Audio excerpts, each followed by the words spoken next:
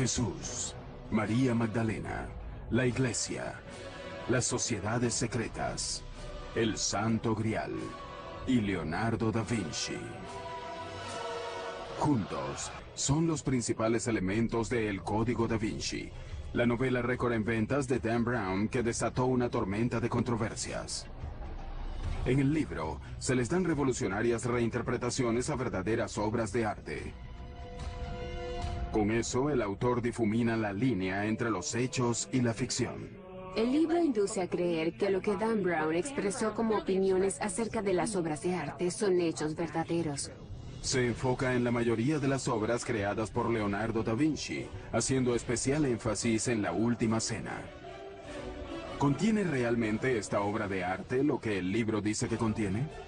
Sin duda, las obras de Leonardo da Vinci esconden claves. Claves respecto a quién fue él, en qué creía y por qué sigue siendo una de las mentes más fascinantes que el mundo ha conocido. Leonardo nació como hijo de Toscana, en la Villa de Vinci, en las afueras de Florencia. En la época del nacimiento de Leonardo, Florencia era el centro de Europa. En todos los aspectos, era el centro artístico y cultural. Pero las circunstancias del nacimiento de Leonardo en Vinci fueron complicadas. Nació ilegítimo como el amado hijo de Caterina, la hija de un pobre granjero, y Serpiero, un hombre mayor y respetado notario perteneciente a una respetada familia. Los padres biológicos de Leonardo nunca estuvieron casados, pero rápidamente contrajeron matrimonio con otros, presumiblemente dentro de sus propias clases sociales. Pronto Caterina tendría otros 5 hijos con su esposo. Leonardo se crió con su padre Serpiero y sus madrastras. Leonardo fue hijo único hasta los 25 años. Con sus 2 primeras esposas, su padre no pudo tener ningún heredero o un hijo que sobreviviera. De haber nacido como hijo legítimo, Leonardo hubiera heredado las tierras de su padre y su profesión. Pero al ser ilegítimo, no obtendría nada. Debido al hecho de que era un hijo ilegítimo, no podía convertirse en notario. En consecuencia, había que buscar otra actividad para el jovencito. Obviamente podía tenerse la certeza de que era muy talentoso. Sabía dibujar, construía cosas. Probablemente era ambidiestro. Así que al darse cuenta de que estaba interesado en las artes, su familia comenzó a apoyar esta actividad, ya que él en realidad no tenía otra alternativa. En su infancia, Leonardo desarrolló una fascinación por la naturaleza. Sentía curiosidad por el agua, las plantas, los árboles y los animales.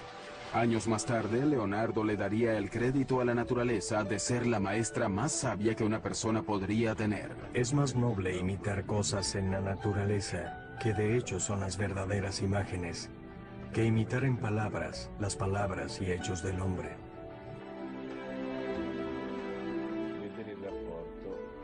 La relación de Leonardo con la naturaleza que rodeaba a Vinci fue muy importante porque le aportó mucho a la evolución de su pensamiento y en consecuencia de su trabajo. De adolescente, se mudó a Florencia con su padre y tuvo la oportunidad de hacer algo con su talento. Lo enviaron como aprendiz al taller del artista Andrea del Verrocchio. Su padre parece haber sido fundamental en el reconocimiento de su talento cuando era joven, al llevarlo al taller de Andrea del Verrocchio, donde tendría las mejores posibilidades de tener éxito. El taller de Verrocchio era prácticamente una universidad de las artes. El joven Leonardo aprendió a dibujar, a pintar, a forjar el bronce, a tallar muebles y a diseñar estandartes para los desfiles. Destrezas todas que necesitaba para convertirse en un artista profesional. Lo que es inexplicable es la chispa de su ingenio. ¿Cómo sucedió? No creo que lo sepamos. Las obras de arte que se producían en el taller de Verrocchio eran comisionadas por los ricos y poderosos de Roma, especialmente por la familia que gobernaba la ciudad, los Medici. De este modo, ellos siempre tuvieron un papel preponderante, ya fuera encargando las obras directamente, facilitando este ambiente de aprendizaje o comisionando las obras a través de sus amigos. Leonardo entró en contacto con excepcionales proyectos en el taller de Verrocchio. Una de las cosas más interesantes que hizo, o que ciertamente observó, fue el emplazamiento de la bola dorada en el tope de la Catedral de Florencia, que tenía un diámetro de casi 5 metros. Fue un gran reto tecnológico. La bola estaba hecha con 2 toneladas de cobre dorado. Verrocchio creó el mecanismo para elevarla hasta su morada final en el propio tope del domo. Este logro de la ingeniería causó un sólido impacto en el joven Leonardo. Por el resto de su vida buscaría los retos técnicos así como los artísticos. Y muchas de estas obras fueron hechas para la familia Medici. Así que esto fue muy importante para Leonardo, porque no solo lo entrenó, como presumimos, en una variedad de destrezas, sino que le dio las conexiones que probablemente lo llevaron hasta la familia Medici. Para la edad de 20 años, Leonardo completó su aprendizaje con Verrocchio y se registró en el gremio de pintores de la ciudad, un paso necesario para convertirse en artista profesional. Bajo el ala de Verrocchio, él completaría su primer trabajo notable. Le asignaron el trabajo de pintar un ángel en el cuadro de Verrocchio, El Bautismo de Cristo. Sin embargo, fue la contribución de Leonardo la que resaltó. Por primera vez en la historia de la pintura, Leonardo representó una figura volteada hacia el espectador. Esto fue una especie de revolución en la historia del arte. Porque hasta ese momento, cada figura, cada persona se representaba frontalmente, de una manera estática, arcaica y medieval. Esto introdujo el movimiento en las figuras. Llega Leonardo, pinta la cabeza del ángel en el bautismo de Cristo. Y Verrocchio dice, ¡ay Dios! Aquí hay alguien que pinta mejor que yo. Cuenta la leyenda que Verrocchio se sintió tan avergonzado por la superioridad de la pintura de Leonardo que nunca volvió a pintar. Hay algo de verdad. La esencia de la historia es cierta. Él superó a su maestro a muy corta edad. El otrora chiquillo campesino se estaba forjando un nombre como talentoso pintor. Leonardo comenzó a ver cómo sus destrezas podían ayudarlo a tener éxito. Pero pronto, una acusación anónima pondría su éxito en riesgo. Leonardo da Vinci ahora tenía 24 años y ya se estaba transformando del hijo ilegítimo de un notario a artista legítimo. Como renombrado pintor de Florencia, él alcanza el rango de Botticelli, Ghirlandaio y Rafael. Para este momento se dice que Leonardo ya había terminado algunas pinturas notables, la Anunciación y un retrato de Ginevra de Benci. Había tenido un gran aprendizaje en el estudio de Andrea del Verrocchio. Sus técnicas e ideas estaban evolucionando, pero la competencia era feroz. Había una gran competencia en términos de pintores en Florencia hacia las décadas de 1470 y 1480, pero Leonardo estaba en ventaja debido a su asociación con la familia Medici. A lo largo de su vida, Leonardo desplegaría un talento para cultivar tales contactos, un rasgo que le fue de mucha utilidad. También comenzó a documentar su explosión de ideas en sus cuadernos. Leonardo apuntaba todas las ideas que tenía, todo lo que leía o escuchaba en las calles, a sus amigos. A veces es absolutamente difícil saber si una idea es suya o es una cita que está haciendo. Hoy, los legendarios cuadernos de Leonardo están ensamblados en lo que se conoce como códices. Para el final de su vida hay 20 volúmenes de ellos, cada uno con cientos de páginas. Los cuadernos son fragmentarios, son contradictorios, tienen todo tipo de material, a veces de temas bastante diferentes en la misma página, y son absolutamente la antítesis de las notas que uno, como buen estudiante, tomaría en una universidad. Simplemente él nos inclinaba a ser un pensador sistemático. Él tomó muchas notas sobre arquitectura, sobre ciencias, escribía acerca de ópticas y de perspectiva, escribía sobre botánica, sobre anatomía y sobre geología. Pero los temas eran tan diversos como ingeniería y armamentismo. elementos que eran prácticos para Leonardo en términos de las comisiones y posiciones que esperaba obtener. Algo sorprendente acerca de ellas. La extraña caligrafía de Leonardo. Casi todas las palabras están escritas al revés, de derecha a izquierda. ¿Es esta una manera en la que Leonardo encriptó sus notas, como concluye Dan Brown en su novela El Código da Vinci? El hecho con esto es que si eres zurdo como yo, la manera natural en la que tratarás de escribir será de derecha a izquierda. Uno no empuja la pluma, uno ala la pluma. Y es posible que lo hiciera de esta manera porque no tuvo una estricta maestra de primer grado que lo obligara a hacerlo de la manera contraria. Además, esta es una pobre codificación. Su caligrafía es totalmente legible con el uso de un espejo.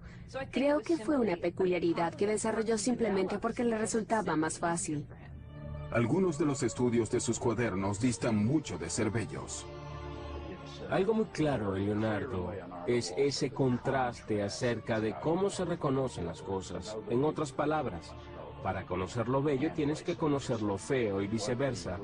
De lo que probablemente se trata en las figuras grotescas es básicamente de observar la variedad de posibilidades en el mundo biológico. Si el pintor desea ver las bellezas que lo cautivarían, es el maestro de su producción. Y si desea ver las monstruosidades que podrían aterrorizar o ser bufonescas y risibles o dignas de conmiseración, entonces es su Señor y su Dios. Los cuadernos capturan una mente en perpetuo movimiento, pero aportan muy pocas claves acerca de su vida personal. Para Leonardo esto no se asemejaba a un diario, así que sabemos muy poco de sus relaciones interpersonales, aparte de lo que podemos deducir a partir de la evidencia periférica. Uno de los asuntos que queda sin aclarar es respecto a la sexualidad de Leonardo. Lo que sabemos es que cuando tenía 24 años, Leonardo fue repentinamente detenido por la policía secreta de Florencia. Alguien lo había acusado anónimamente de sodomía con un hombre de 17 años. Si la acusación fue cierta o no, es imposible saberlo. Pero Leonardo se sintió humillado y en peligro. El castigo por sodomía podía ser tan simple como una multa o tan extremo como una ejecución. 2 meses después, Leonardo fue llevado a juicio, pero no encontraron evidencias en su contra. No se presentaron testigos, y tan rápido como aparecieron, los cargos fueron retirados. Pero fue un aterrador llamado de alerta. Esto parece sugerir que al menos desde el principio se creyó que Leonardo era homosexual. Es posible que él haya tenido algún tipo de relación con hombres, pero en el contexto del taller de un artista en el siglo XV, eso quizás no fue una gran cosa. Sin embargo, en sus escrituras, Leonardo parece desdeñar el sexo en general. El acto de la cópula y los miembros que en él participan son tan grotescos que si no fuera por los rostros y adornos de los actores y los impulsos sostenidos, la raza humana se extinguiría. A medida que fue madurando, perdió completamente el interés en el sexo. Solo se centraba en su misión como artista y científico. Estaba más allá del sexo. Poco después de que los cargos criminales fueron retirados, Leonardo abrió su propio estudio en Florencia. Pero la gran ciudad de las artes renacentistas pronto se tornaría violenta.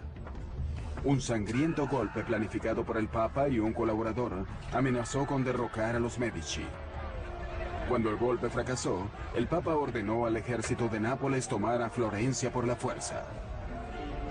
Los pensamientos de Leonardo, como los de todos los demás, se volcaron hacia la guerra. Él comenzó a diseñar escaleras y otros aparatos para defender y subir por los muros de la ciudad.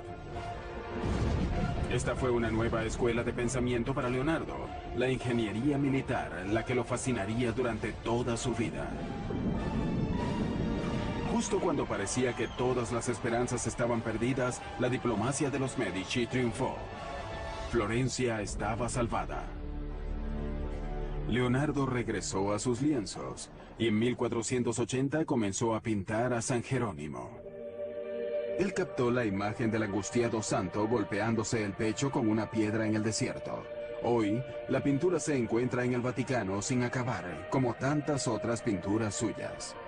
Sin embargo, la precisión de Leonardo con la anatomía humana hace que el dolor de San Jerónimo cobre vida.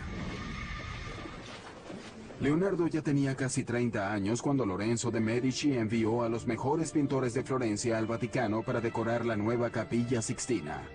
Era parte de una nueva tregua entre los Medici y el Papa. Muchos otros importantes artistas florentinos son escogidos, pero no Leonardo. Quizás él se sentía frustrado porque las cosas no se estaban manifestando. Pero Leonardo tiene una pequeña comisión para mantenerse ocupado. Un monasterio en las afueras de Florencia lo contrata para pintar el altar. El tema, la adoración de los Reyes Magos. Él debió haber estado desesperado para firmar el contrato para ese proyecto. Este especificaba que él se proveería sus propios materiales, y si no lograba finalizar el trabajo en 30 meses, perdería el derecho tanto a la paga como al cuadro. Debido a la ambigua composición del trabajo, Leonardo debió haber sabido que había problemas. Sin embargo, el trabajo que estaba surgiendo era pasmoso. Es un arte muy revolucionario. Se podía ver todo el arte nuevo que Leonardo estaba creando. Pero quizás era demasiado innovador hasta para él mismo, y lo dejó sin terminar. Sin embargo, es probablemente la primera pintura verdaderamente moderna de la historia. La estructura triangular del grupo del primer plano se convirtió en un principio absoluto del arte del Alto Renacimiento. Hay énfasis en la diversidad, el viejo, el joven, el calvo, el barbudo. Y hay una idea que él más tarde asentaría en sus cuadernos, y es que las figuras deben pintarse de los huesos hacia afuera. Y si notamos el lado derecho del cuadro, hay un hombre anciano que podríamos jurar que es una calavera. En el borde del cuadro, hay un joven volteado que no está mirando a Jesús. Se cree que era un autorretrato del Leonardo de 29 años. Leonardo le dedica un tiempo extraordinario a la pintura. Sin embargo, nunca finaliza la adoración de los Reyes Magos. En el Código da Vinci, que es después de todo una obra de ficción, Dan Brown discute la adoración de los Reyes Magos, insinuando un descubrimiento moderno debajo de cientos de años de pintura. La realidad es un poco distinta. La verdad es que hace varios años el cuadro fue removido para hacerle un diagnóstico con la intención de restaurarlo. Y hasta donde sabemos no se hicieron cambios, ni se encontró nada subversivo debajo del cuadro, excepto para sugerir que quizás se realizó algún retoque posteriormente. Hoy, la adoración de los Reyes Magos se encuentra en la Galería Uffizi, en Florencia, expuesta al público, sin restaurar y dependiendo de a quien le crea usted, tal cual como Leonardo la dejó. Pareciera que el cuadro fue abandonado porque Leonardo se distrajo con algo fuera de los muros de Florencia. Algo que pondría a prueba sus habilidades, y no como pintor. Con la esperanza de dejar atrás sus dificultades en Florencia, Leonardo da Vinci decidió mudarse a Milán, Italia. Milán, la más septentrional de las ciudades-estados de Italia, era vulnerable a los invasores extranjeros. A diferencia de Florencia, conocida por las artes, Milán era un centro de producción de armas y tecnología militar. Leonardo esperaba tener nuevas oportunidades allí. Pero para tener éxito, él debía forjar lazos con el hombre más poderoso de Milán, el duque Ludovico Sforza, alias el Moro. Leonardo tenía ya más de 30 años cuando llegó a Milán. Había dejado a Florencia porque se sentía totalmente infeliz allí, pero también porque había escuchado que Ludovico, el Moro, quería construir una estatua muy grande para honrar la memoria de su padre. Leonardo escribió una osada carta al duque ofreciendo sus servicios no como pintor, sino como ingeniero militar. Esto es una verdadera desfachatez. El hombre aseguraba que podía hacer todo tipo de cosas. Estas tenían principalmente que ver con tácticas de guerra, armas y defensa. Y él decía, yo puedo hacer todas estas cosas. Y es muy interesante porque a mitad de la carta cambia a tiempo futuro. En otras palabras, nunca las había hecho. Nunca había hecho nada de lo que decía, así que esta era una de sus grandes habilidades de autopromoción. Entonces llegó el final y dijo, postdata, figurativamente hablando, también puedo hacer arte para usted. Puedo hacer el gran caballo en memoria de su padre. La carta de Leonardo detallaba su propuesta de diseño de fortalezas, construcción de cañones y maquinaria de sitio. Uno de sus conceptos se adelantó cientos de años a su época. Inspirado por una caparazón de tortuga, Leonardo diseñó un tosco tanque. Su exterior estaría fabricado de placas de metal, curvadas para esquivar el fuego enemigo. Unos pequeños agujeros le permitirían a los hombres que estaban dentro de volver al ataque. La verdadera innovación sería la manera como se movilizaba. Una manivela movida por hombres o caballos impulsaría las 4 ruedas. Pero si el tanque se construía como estaba diseñado, las ruedas girarían en la dirección opuesta y el tanque no iría a ninguna parte. ¿Fue acaso un error de principiante de Leonardo? ¿O fue algo hecho de manera intencional para impedir que otros le robaran la idea? Es algo que nunca sabremos. Sus otros diseños militares mostraban crueles maquinarias asesinas para destrozar a las tropas enemigas. No eran realmente prácticas, sino que eran armas de terror. El duque se fijó en Leonardo. Sin embargo, su primera comisión oficial no tuvo nada que ver con la defensa. Ludovico Sforza quería que Leonardo pintara un retrato de su amante, Cecilia Gallerani. No era para eso para lo que Leonardo había ido a Milán, pero la proximidad con el poder siempre da buenos resultados. Y él encajaba bien en la corte de Milán. Leonardo funcionó bastante bien en una atmósfera cortesana. La pintura de Leonardo captó la luminosa belleza de la joven amante del duque. El armiño en sus brazos es una insinuación visual del apellido de Cecilia Gallerani, que suena como la palabra griega para armiño. Pero Leonardo frustraba a sus otros patrocinantes con su testarudez. Cuando lo contrataron para crear un altar en honor a la Inmaculada Concepción, usando colores e imágenes específicas, en vez de eso, él desató su imaginación. Nada como eso se había visto nunca en la pintura italiana. Tenemos un cuadro extraño con una configuración triangular. La Madonna con el niño y el niño bendiciendo a San Juan.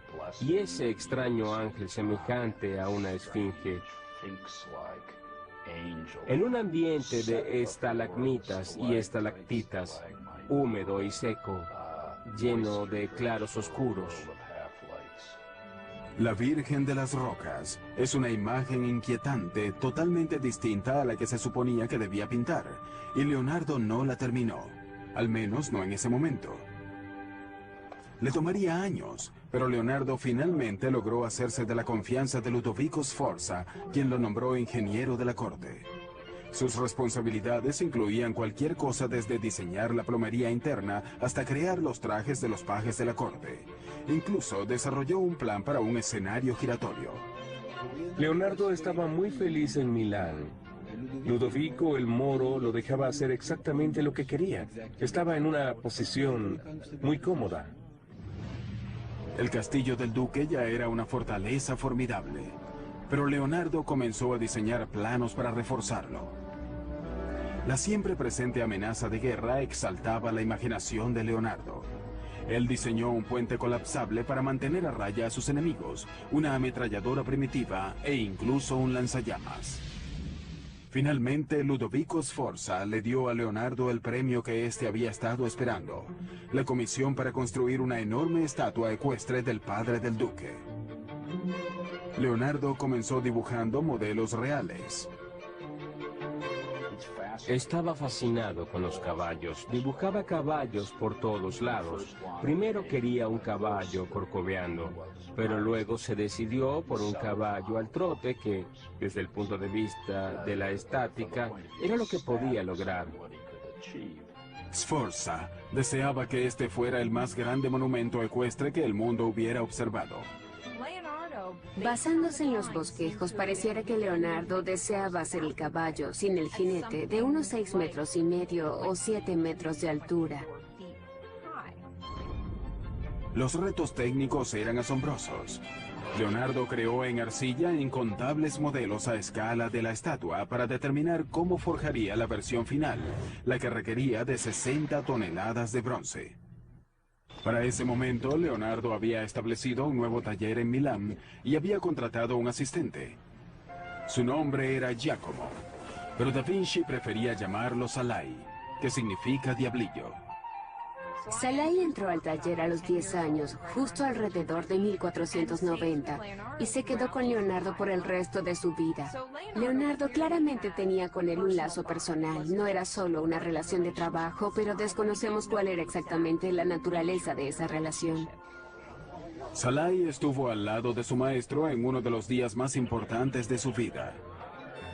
Ludovico Sforza programó una elaborada celebración familiar para develar el modelo de arcilla del caballo de los Sforza hecho por Leonardo.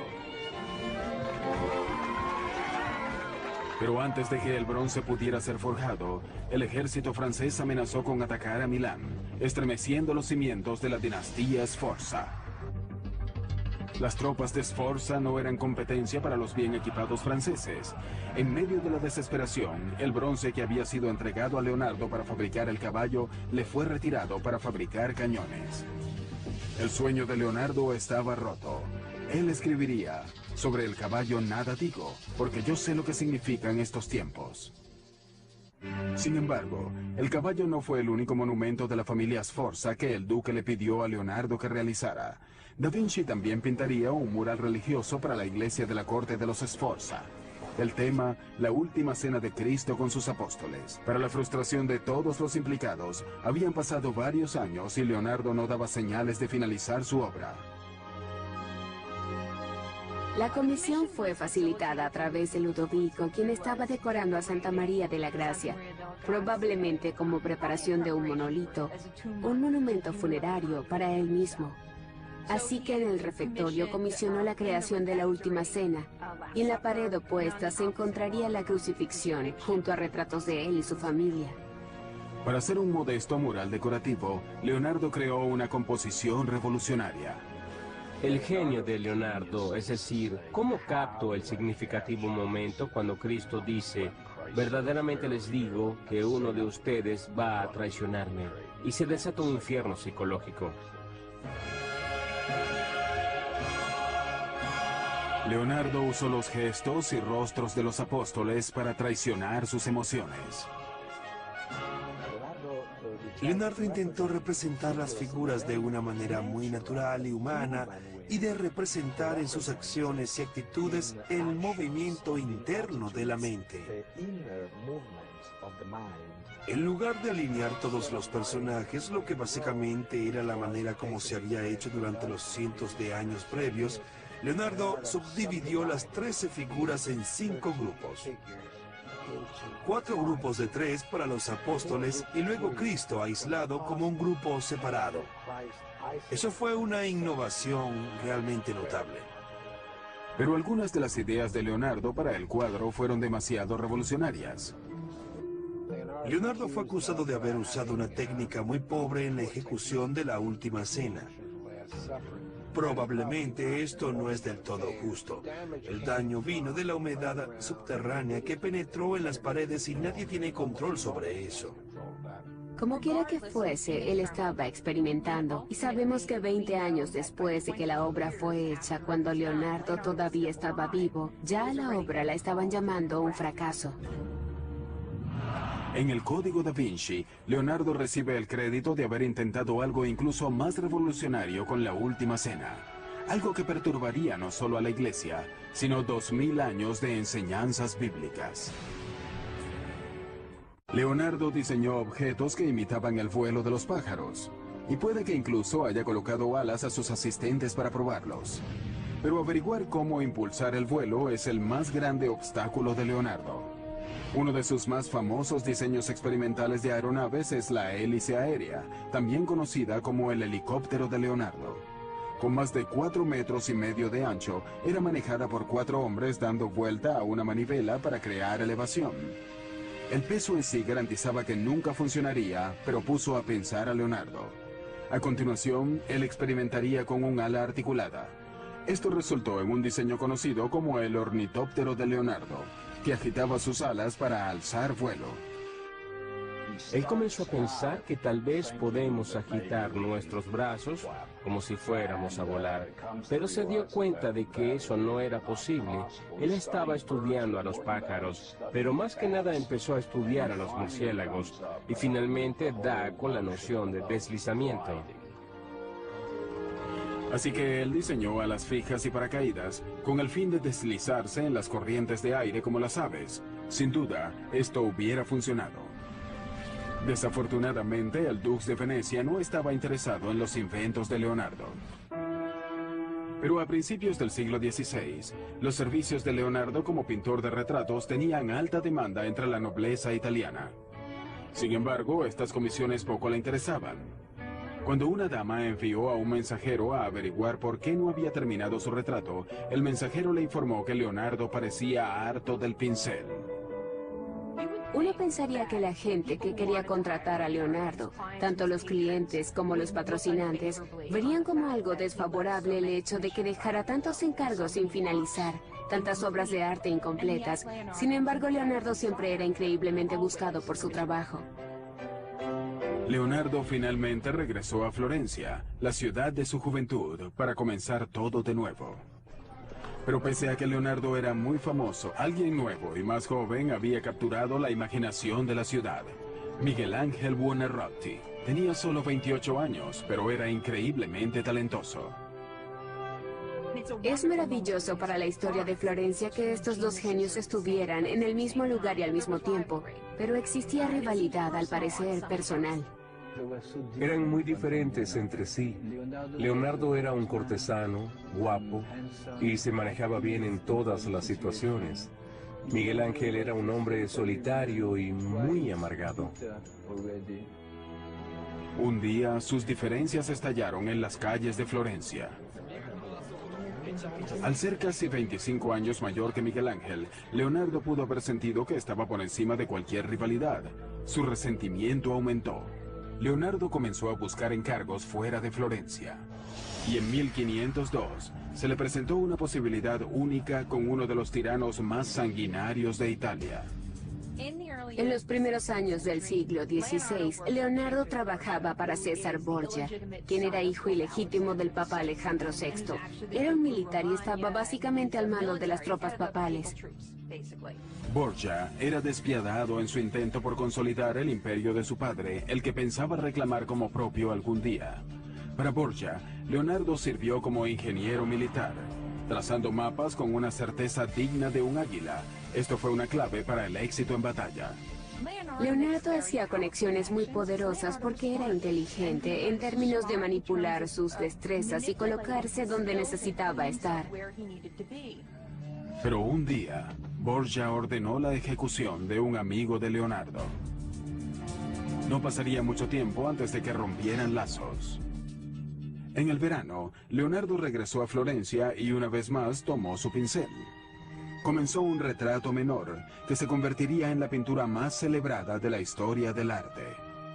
Es la espiritualidad inherente de la criatura humana lo que Leonardo logró plasmar en este cuadro que le confiere a la figura humana una especie de majestuosidad. Se ha dicho que la Mona Lisa tenía ictericia, que era una mujer embarazada, que era un travestido, pero lo cierto es que la Mona Lisa es un gran cuadro. Según recuentos de los primeros biógrafos, la Mona Lisa es un retrato de Lisa Gioconda, la esposa de un mercader. Pero eso está muy lejos de ser cierto. Para Leonardo, la Mona Lisa siempre fue un trabajo en progreso, un intento de perfección. Es un retrato que nunca fue entregado a quien quiera que lo haya encargado. Leonardo se quedó con él hasta el final de su vida. Hoy, el cuadro se encuentra en el Museo del Louvre, en París, protegido por un cristal antibalas como un tesoro nacional de valor incalculable. El retrato no estuvo siempre tan celosamente resguardado, pero el robo de la valiosa obra de Leonardo en 1911 cambiaría para siempre esa condición. Una mañana de verano, un ex empleado del Louvre removió a la Mona Lisa de la pared, pasando desapercibido, y salió por la puerta con ella bajo su abrigo. Su motivo, él sentía que el cuadro debía ser devuelto a Italia. Al final fue un acto de nacionalismo ante la idea de que la Mona Lisa debía exhibirse solo en una galería en Italia. A pesar de una desesperada búsqueda, la pintura permaneció perdida por más de 2 años. Luego, el ladrón ofreció devolvérsela a Italia por un precio. En 1913 lo arrestaron en Florencia. La Mona Lisa estaba cuidadosamente oculta en el fondo de su portafolios, completamente ilesa. Irónicamente, el robo y recuperación de la Mona Lisa hizo al cuadro más famoso que nunca. Poco después que Leonardo comenzara la Mona Lisa en Florencia, fue contratado para pintar un mural en el ayuntamiento de la ciudad. Hasta los momentos, era el mayor proyecto en el que Leonardo se había embarcado. Creo que fue una gran comisión para Leonardo, pero nuevamente una que debió ser intimidante, porque requería de un artista que se especializara en frescos y al final Leonardo no lo haría. El tema del mural era la victoria florentina sobre Milán en la batalla de Anghiari. Basándonos en los bocetos, conocemos la composición de Leonardo. Pero después de trabajar en el proyecto por 3 años, Leonardo dejó el mural sin acabar. Lo que sucedió en realidad no lo sabemos. Sabemos que la pintura no se adhirió a la pared, quizás estaba intentando algo experimental. O, la razón por la que no lo terminó puede haber tenido algo que ver con quién fue comisionado para pintar otro mural en la pared opuesta, el archirrival de Leonardo, Miguel Ángel. Florencia era demasiado pequeña para ambos. O era uno o era el otro. Ellos no podían trabajar al mismo tiempo en el mismo lugar. Leonardo consideró marcharse nuevamente de Florencia, pero no antes de comenzar un nuevo campo de estudio. Se ha sugerido que el Papa no estaba contento cuando Leonardo comenzó a hacer disecciones. Era algo ilegal y sin embargo sucedía. Ahora, con más de 50 años, el interés de Leonardo da Vinci en la perfección artística lo llevó a una sorprendente dirección científica: la disección de cadáveres humanos. La idea era que para representar el cuerpo humano tenías que entenderlo de los músculos hacia afuera para así poder cubrir los músculos de piel y la piel de ropa. Como nunca fue un hombre religioso, no le importaba cortar un cuerpo muerto para, de este modo, detallar sistemáticamente cada parte del cuerpo humano. Uno podría desanimarse ante la idea de pasar la noche en compañía de esos cadáveres desmembrados, desollados y horribles a la vista. La curiosidad finalmente lo llevó al lecho de muerte de un hombre centenario. Leonardo esperó pacientemente que el anciano falleciera para de este modo investigar la causa de la muerte. El resultado de su autopsia, el primer caso de arteriosclerosis, endurecimiento de las arterias documentado en la historia. Leonardo lo averiguó comparando el sistema circulatorio del anciano con el de un niño. Sus estudios anatómicos fueron increíblemente certeros. Pero lo que para Leonardo es científico, para otros es repulsivo. El acceso a los cadáveres es un problema constante. Años después, los oficiales de la iglesia se enteraron de sus autopsias y pensaron que había ido demasiado lejos. El Papa prohibió las disecciones de una vez por todas. Finalmente, un cuadro del pasado de Leonardo lo lleva de vuelta a Milán. Después de más de 20 años, le piden que regrese a terminar La Virgen de las Rocas y a supervisar la elaboración de una copia. ¿Cuál versión es cuál? La versión del Louvre es la más antigua de las dos versiones. Está más en concordancia con el estilo florentino tardío de Leonardo. El cuadro que está en Milán es probablemente la copia. Fue hecha alrededor de 1508 y terminó en la Galería Nacional de Londres. A pesar de su reputación como pintor, a medida que Leonardo fue envejeciendo, sus cuadernos se convirtieron en su verdadero legado. Una vida de exploraciones científicas y artísticas capturadas en miles de trozos de frágil papel. Entre esas páginas estaba incluida esta imagen, la que se cree es un autorretrato de un envejecido Leonardo. Ahora, con más de 60 años, Leonardo ya estaba agotado. Había soportado condiciones muy duras. Así que cuando el rey de Francia, gran admirador y coleccionista del trabajo de Leonardo, invitó a Da Vinci y a sus dos asistentes a unirse a su corte, Leonardo aprovechó enseguida la oportunidad. El rey estaba encantado de tener a una mente tan brillante bajo su techo. Frecuentemente el rey le tocaba a la puerta a cualquier hora del día o de la noche para solicitarle algo, y Leonardo se mostraba muy complacido porque de hecho este era el sueño de su vida. Pero lo que es triste es que en ese momento Leonardo ya estaba muy viejo para lograr hacer algo. Poco después de su llegada a Francia, Leonardo sufrió una apoplejía que paralizó su brazo derecho y dejó su mano izquierda inestable. Sin embargo, gracias a la generosidad del rey, Leonardo tenía pocas obligaciones. Salai, el aprendiz que había pasado tantas cosas junto a él, y Melzi, un estudiante y confiable compañero más reciente, estaban con él en el final. Unos días antes de su 67º cumpleaños, Leonardo hizo llamar a un notario para dictar su testamento. Y según cuenta la leyenda, que a pesar de que nunca había sido particularmente religioso, Leonardo tuvo un súbito cambio de opinión. Es imposible saber si en su lecho de muerte él se volvió religioso, si quiso saber todo lo que debía saber acerca de la religión y el catolicismo y si confesó sus pecados. Se ha dicho que Leonardo falleció en los brazos del rey Francisco I. Ya sea cierto o no, queda claro que el pueblo francés lo amaba. Al igual que un día bien transcurrido trae un sueño feliz, una vida bien vivida suele traer una muerte feliz. En su testamento, Leonardo planificó su propio funeral, lo que no necesariamente es algo atípico. Pero queda claro que Leonardo también planificó que se oficiaran muchas misas, 3 misas mayores y 30 misas menores en 4 iglesias diferentes, y luego él sería llevado por el diácono y el subdiácono a su última morada.